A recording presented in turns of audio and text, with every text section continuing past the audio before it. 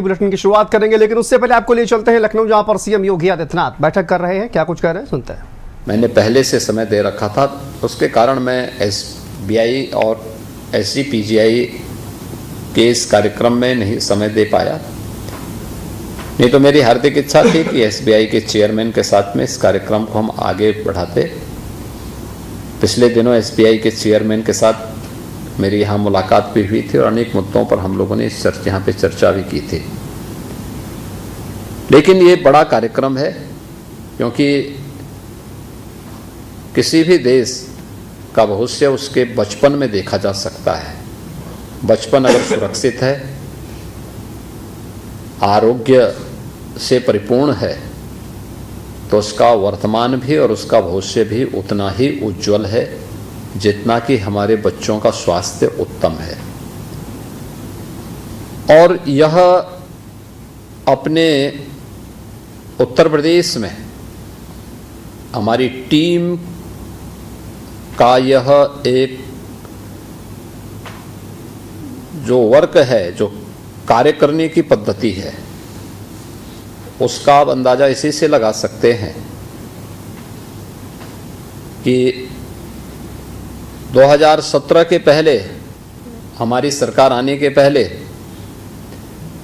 उत्तर प्रदेश में प्रतिवर्ष हजारों बच्चों की मौत तमाम प्रकार की वेक्टर बॉर्न डिजीज से होती थी, जिसमें इंसेफ्लाइटिस भी एक था। और यही सीजन था जब वो मौतें होती थी। जुलाई से लेकर नवंबर तक ये मौतों का सिलसिला प्रारंभ होता था।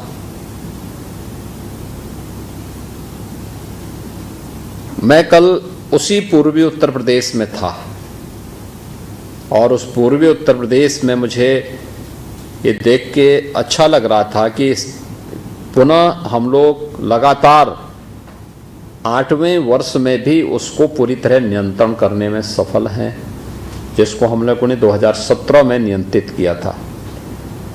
अनुमान कर सकते हैं 40 वर्ष में 1977-78 से लेकर के 2017-18 तक, इन 40 वर्षों में उत्तर प्रदेश के इन 25 से 27 जनपदों में 50,000 बच्चों की मौत हुई थी। कोई चर्चा नहीं करता, लेकिन ये सभी बच्चे 1 वर्ष से लेकर के 15 वर्ष के बीच के थे। और 2017-18 में आदरणीय प्रधानमंत्री जी की प्रेरणा से, उनके मार्गदर्शन में स्वास्थ्य विभाग भी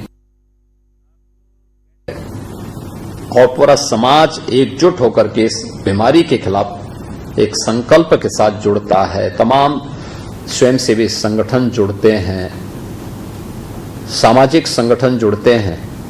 और मुझे बताते हुए प्रसन्नता है कि जिसमें हजारों मौतें प्रतिवर्ष होती थी, इस हम लोगों ने उसको पूरी तरह नियंत्रित कर दिया। और वे जीरो, यानी जिसको आप कह सकते हैं कि एकदम इंसेफ्लाइटिस को पूरी तरह समाप्त कर दिया गया है, उसको नियंत्रित कर दिया गया।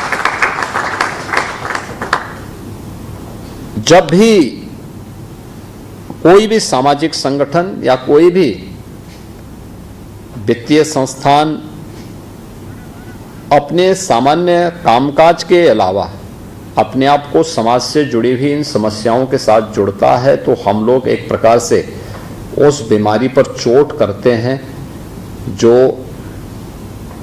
प्रत्यक्ष या अप्रत्यक्ष रूप से हमारी कार्य पद्धति में एक बाधक है। आप अनुमान करिए, किसी परिवार की एकमात्र बच्ची हो या किसी के भी बच्चे हों, अगर उस परिवार के सामने कोई ऐसी स्थिति पैदा हो कि उसके सामने वो तड़प रही है उपचार के लिए और वह सुविधा न उपलब्ध करा पा रही हो, या उसके पास पैसा भी है लेकिन कोई इस प्रकार का सेंटर नहीं मिल पा रहा है जहां आसानी से सुविधा उपलब्ध हो, क्या बीतती होगी उस परिवार में, क्या स्थिति होती होगी। और यही स्थिति हम लोग नवजात शिशुओं की हार्ट डिजीज के मामले में भी देखते रहे हैं। और मैं धन्यवाद दूंगा एसजीपीजीआई को, मैं धन्यवाद दूंगा सलोनी फाउंडेशन को कि इन्होंने एक इच्छा शक्ति के साथ इस कार्यक्रम को आगे बढ़ाया। फर्स्ट फेज का कार्यक्रम यहाँ जैसे कि एसजीपीजीआई के डायरेक्टर यहाँ पे बता रहे थे, और सफलतापूर्वक यहाँ पे संपन्न हुआ है। वहाँ पे 30 बेड इस संबंध में अपने उपचार की सुविधा दे रहे हैं। मुझे भी वहाँ पे उन बच्चों से मिलने का अवसर प्राप्त हुआ था और सेकेंड फेज के कार्यक्रम को अब हम लोगों ने आगे बढ़ाने की कार्रवाई शुरू की है। मैं विश्वास कर सकता हूं कि हम सेकेंड फेज के कार्यक्रम को भी संपन्न करके न केवल उत्तर प्रदेश के वासियों को बल्कि अगल बगल के उन सभी लोगों को भी जहां पे जिन बच्चों को, जिन नवजात शिशुओं को इस सुविधा अब तक उपलब्ध नहीं हो पाती है और वो हार्ट डिजीज से परेशान हैं, उन लोगों को हम लोग SGPGI के माध्यम से सुविधा को देने में सफल होंगे। मैं एक बार फिर से SBI फाउंडेशन का हृदय से धन्यवाद करता हूं। तो सीएम योगी आदित्यनाथ को आप सुन रहे थे। चलिए आगे बढ़ते हैं और अब बात करेंगे चुनाव आयोग के सवाल की और महाभियोग पर किस तरह से बवाल मचा हुआ है। आपको बता दें, बिहार में वोटर लिस्ट की गहन